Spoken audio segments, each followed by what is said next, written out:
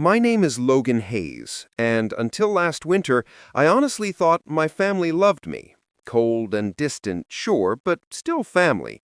That illusion shattered the day my grandparents died in a car accident.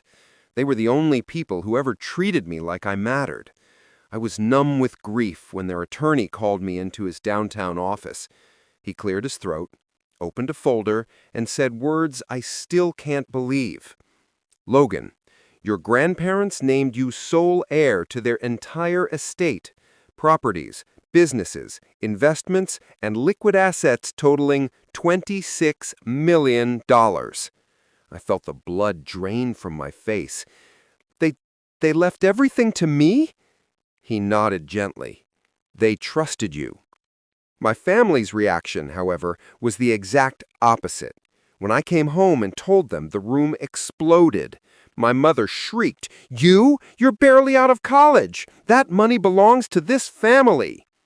My father slammed his fist on the table. "You will sign it over to us, all of it!"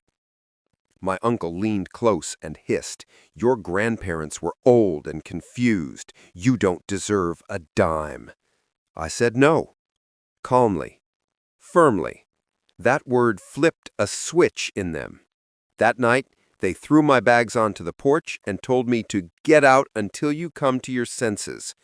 It was 20 degrees outside. I didn't look back. I took an Uber straight to my grandparents' house. My house, now. A huge brick estate they spent their lives building. It smelled like them. It felt like home. I slept for the first time in years. The next morning, sunlight poured through the tall windows as I made coffee and tried to accept that my life had just split in two. The people I loved were gone, and the people who raised me had shown their true faces. Around noon, I heard aggressive banging at the front gate. Loud, angry voices. Of course, my family had shown up, in 3 cars, with boxes, trash bags, and the smug arrogance of people who believed they owned the world. My mother screamed, "Logan, open the gate! We're taking back what's ours!" My dad yelled, "This property belongs to the family, not you!" My uncle pointed at the security cameras and said, "Turn them off now, or we'll have them ripped out." They fully expected me to roll over, apologize, and hand them millions. Instead, I clicked the speaker button and said, "No." My mother's face twisted. "Then we're coming in anyway." They rammed the gate so hard it shook. What they didn't expect was the man who stepped out from behind me. Special Agent Marcus Reed, a longtime friend of my grandfather and the man he trusted with his private security. Tall, broad-shouldered, stone-faced, badge clipped to his belt, and carrying a folder of legal documents. When my family saw him, they stopped mid-rage like someone had pressed a freeze-frame button. My uncle whispered, Is that a federal agent?" Marcus opened the gate with remote access, walked out, and held up a hand. "You are trespassing on private property," he said in a voice that could cut steel, "and you have made verbal threats of forced entry recorded on security footage." My dad sputtered, "This is our property." Marcus handed him a document. "Actually, no. This estate is legally owned by Mr. Logan Hayes, per the executed and notarized will of Charles and Evelyn Hayes. Any attempt to enter without his consent will result in charges." My mother's eyes widened. "Charges? For visiting our own son?" Marcus didn't blink. "For attempting to forcibly take possession of assets that are not yours. It's called attempted unlawful seizure of property."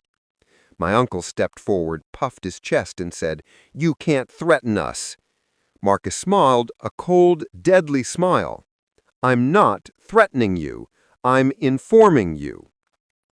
My family had never been spoken to like that before, definitely not by someone who held the law and undeniable authority on his side. I stepped beside Marcus.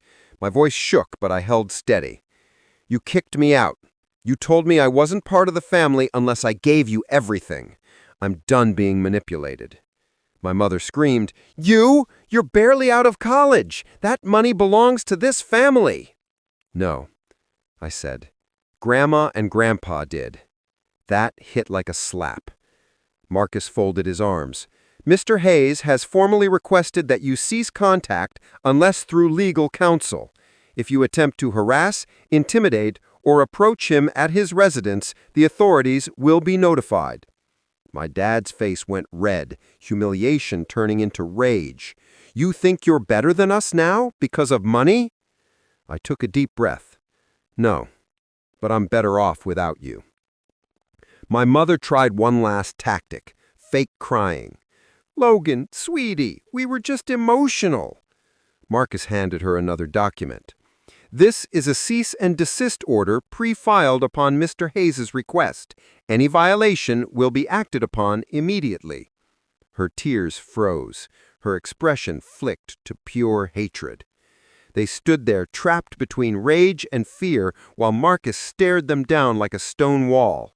Finally, they shuffled back to their cars, muttering curses, throwing me looks like I had betrayed them, when really all I did was stop them from exploiting me. As their cars pulled away, Marcus turned to me. Your grandfather knew this might happen. That's why he left everything structured this way. He wanted you protected from them. My throat tightened. He knew? Marcus nodded. They talked badly about you behind your back for years. He didn't trust them with his legacy. I had expected anger. Instead, all I felt was relief. Relief that someone finally saw what I had lived with my whole life. Over the next few months, I renovated the estate, started business classes, and hired Marcus and his team full-time. My family tried to contact me a few more times, threats, guilt trips, manipulations, but everything went straight to my lawyer. When they realized they couldn't control me anymore, they gave up. Every morning, I walked the property, my grandparents' gardens, their fountain, the porch swing my grandmother loved, and I swear I can feel their pride in the air. I didn't just inherit money. I inherited freedom.